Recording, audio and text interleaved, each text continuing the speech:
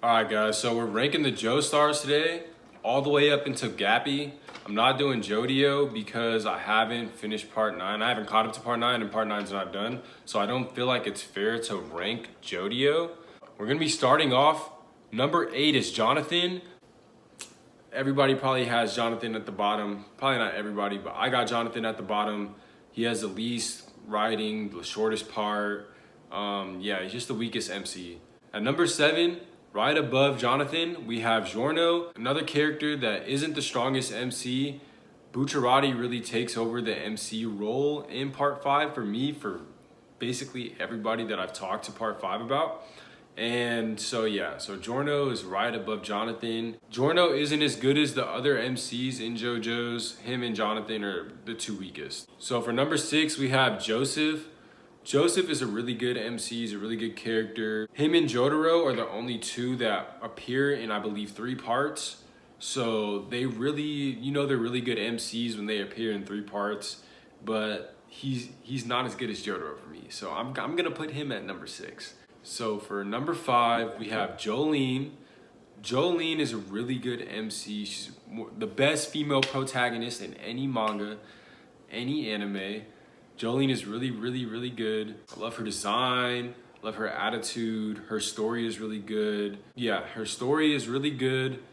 The journey of breaking free from all the weight of the Joestars. Her journey is really good. She really elevates all of the characters that are in her crew. She's the only Joestar with a tattoo, bro. Like, come on now. She's so fly. She's so cool. Yeah, she's very cool.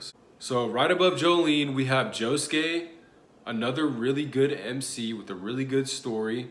I love how in part 4, it starts off slow and really like slice of life-ish. You really get to spend time with Josuke and explore his teenage life and just doing regular things with Okuyasu and Koichi and just exploring Morio. He's really, really cool. He has a really good stand. You can really see that he elevates Jotaro as a character when Jotaro is around Josuke, and that he shows Jotaro new ways of thinking that Jotaro wouldn't have thought of. You really get to see when Josuke is around Jotaro, he is able to learn from Jotaro, and also Jotaro is able to learn from Josuke. I really love that dynamic of student and teacher, but the teacher can learn from a student because they are passing down something that is going to be elevated, not just passing down something that's going to stay the same or be not as good. But yeah, Jotaro has a really good way of learning from Josuke, and Josuke has a really good way of learning from Jotaro.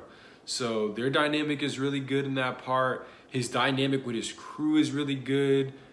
All the relationships he has with everybody in Morio is just really good. He has a really good relationship with his mom, which I love. Josuke's poses are just so funny, so cool, bro. Like, he's just such himself. His hair is funny as hell too, bro. The hair jokes are some of the funniest jokes in JoJo's. Josuke's fit is really freaking fly, bro. The colors of Crazy Diamond are just so fucking cool. Pink and blue is just such a good colorway, bro. At the 3rd spot, we got Jotaro. Jotaro has inspired me so much in my fashion, and just, he was the first Joestar that I just really fell in love with. Like, I love Joseph, don't get me wrong. I love Joseph, but I really fell in love with Jotaro when I first watched part 3, and he's just so cool, bro. He's just so nonchalant, bro. He got away with the ladies even though he don't care. Pretty much every Joestar does, but like the way that he is just so nonchalant, like I just really fuck with that. His attitude is just really cool. The way he develops in part 3 from being a shithead teenager to actually showing, not that he didn't have compassion for his mom, but to really feeling in that role of being a man by the end of part 3 and taking up the Joestar mantle in part 3 was just really, really good. Jotaro's double belts, bruh. I rock double belts all the time, and that was the first character in manga, in anime that I seen had done that. And I just instantly fell in love with Jotaro, bro. Like, he's just so cool. The way that Jotaro wears his hat and that you can't even tell where his hair and his hat like starts and ends is just it's so funny and so inspiring, bro. I wear my hats like that all the time now, bro.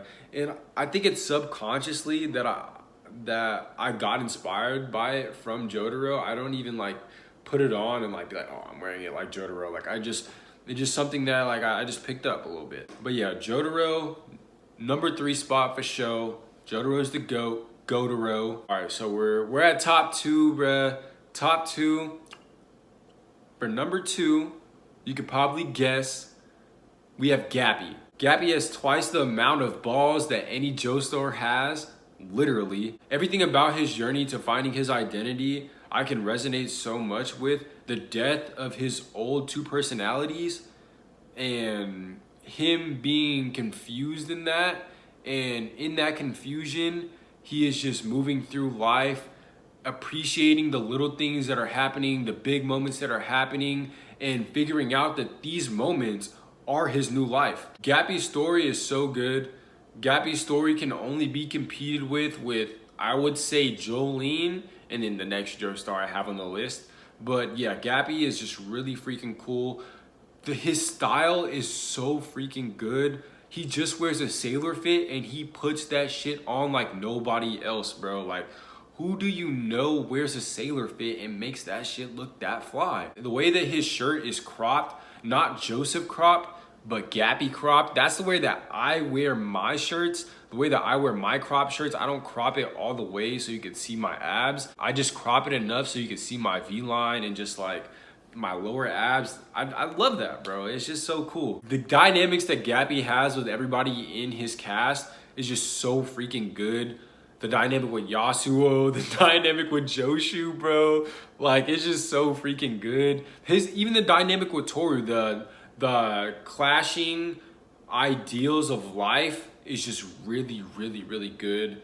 Gappy's stand, soft and wet, is just so terrifying, but so simple and sleek and just amazing, bro. And I love how it really matches his silhouette. Just like every one of the other Joestars, like it really does match the silhouette. Another thing that I really love about Gappy is his facial expressions. Gappy's facial expressions are so funny. His facial expressions are just so dope. Sometimes you could be so lost in his eyes and the way that he just keeps his mouth open that like sometimes you can know exactly what Gappy is thinking, and then other times you don't know anything that Gappy is thinking. And I really love that, bro. Like, I'm really big on facial expressions, so I really think that makes his character, but makes his character very great for me. Gappy's poses.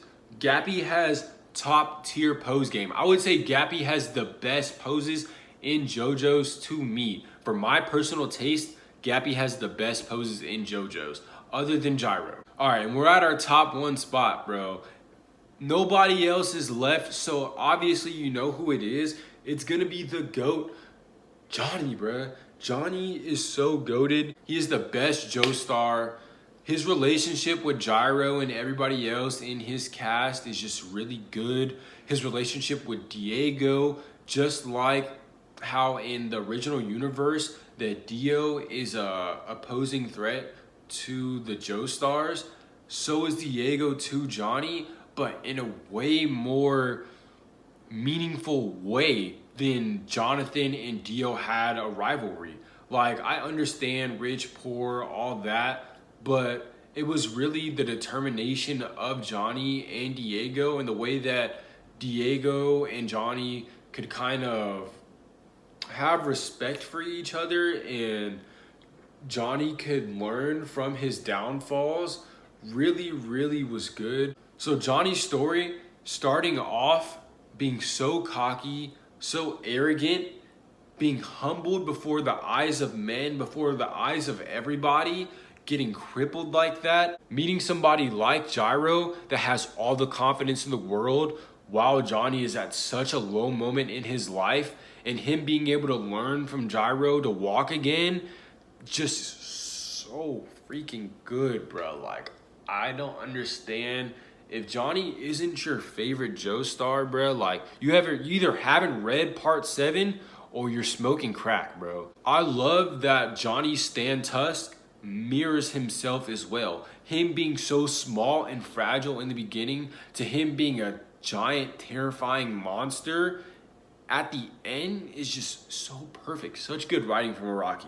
Araki really took his time with Johnny and took his time with all the themes within part 7 to fit around Johnny is just really freaking good. His dynamic with Valentine and having both of their ideals clash like that is really fucking good.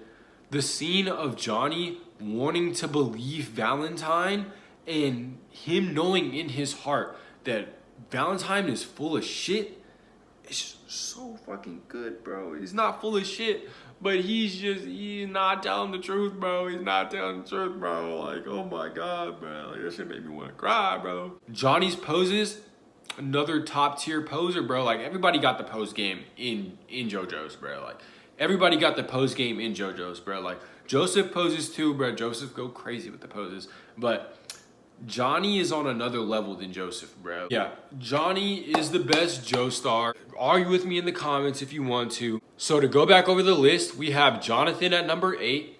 We have Giorno at number 7. We have Joseph at number 6. We have Jolene at number 5. We have Josuke at number 4. We have Jotaro at number 3. We have Gappy at number 2. And we have the GOAT, Johnny, at number 1, bro. So if your list is the same, similar, completely different, I don't care. Comment it down below. Thank you for watching the video. Like, subscribe, and watch my other videos.